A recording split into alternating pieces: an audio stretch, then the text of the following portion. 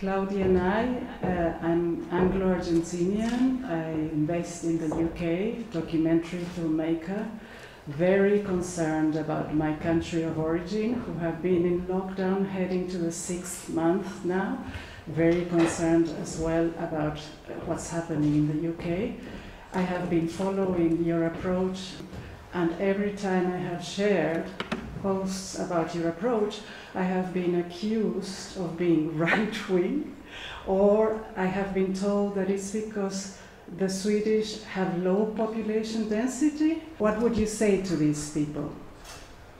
First of all, I would very much deny that there's any kind of political signal in this. I don't think we are really concerned about if this is right-wing, left-wing, or middle path in any way. Second of all, I would definitely deny that Sweden is a densely populated country. Yes, it is, or less densely populated country than others. Yes, on the whole we are, of course, but if you look at the Stockholm region is very densely populated, at least as densely populated as Amsterdam, Brussels, so that's not an explanation.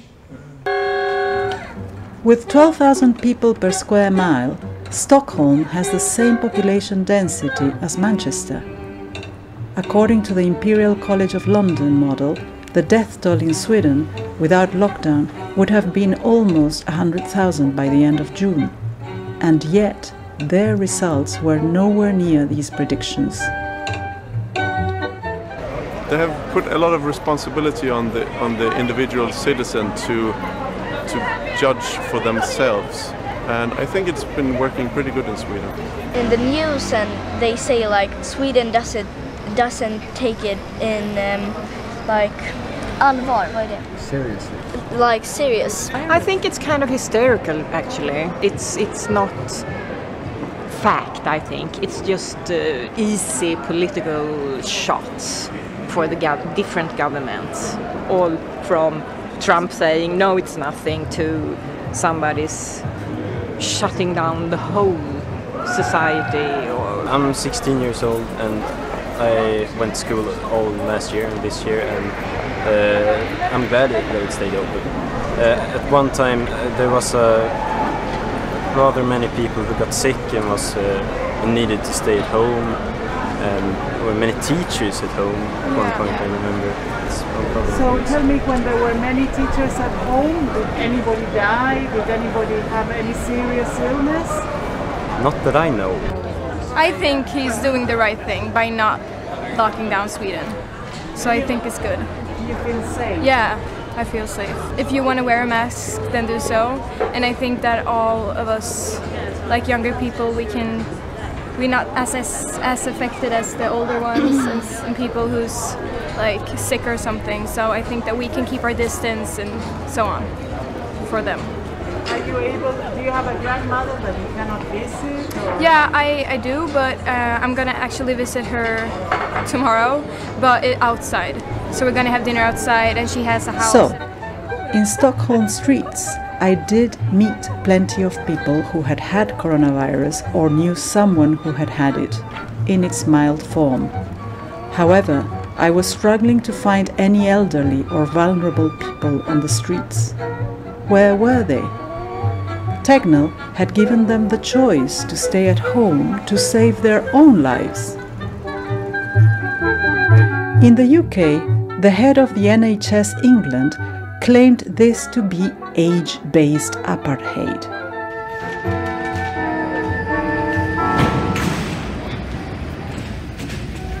In the name of my children and of all the young people, I would like to challenge this. Is it fair for the young and healthy to be facing unreasonable restrictions at the start of their lives to protect those who are at the end of theirs? Basically, for the first time in history, we put the healthy into lockdown under the guise of saving lives. I mean, there had been quarantines in the past, but quarantine means restricting the movement of the sick and vulnerable, which is what Tegnail is doing. Restricting the movement of the healthy is something altogether different. I traveled to the southern suburbs of Stockholm, where I met Eva. I have struggled to find older people in the streets. You're the first one. So what do you say to shielding the vulnerable and letting the rest of the society cracking on? I think it's been rather successful, and I'm rather pleased that he has done it his way. I mean, we have closed up ourselves. Yeah. So tell me, have you been in touch with your grandchildren? How has that worked? By telephone and outside. She's grown up, so but she's very, very afraid that we should be contaminated. It's not the word. Yeah. Yes. Contagious. Yeah. Yeah. So she keeps really a distance, but they have come and visit. We eat together outside with a distance, but you have to think about it all the time, and it eats your brain. Do you feel that Tegner took care of the vulnerable with his approach? Yes, I think so. Yes, I feel so. I think that it's time to get some kind of structure for us, the vulnerables. In the metro, for example, that the first wagon should be just for people who are vulnerable, and that all the shops and the pharmacies and everything there should be 1 hour when it's not permitted for the other ones to come. It's a fantastic idea. Has it been proposed? No, but I'm going to do it.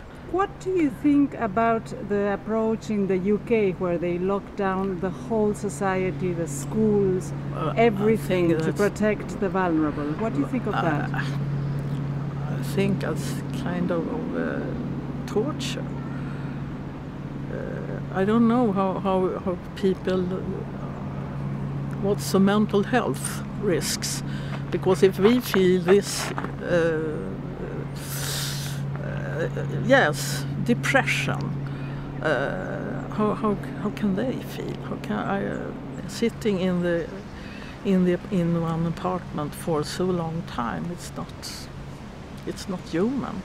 So is there anything else that you would like to say to the people who are wanting the whole society to be in lockdown to protect the vulnerable? What would you say to them? But there are many ways to protect vulnerables.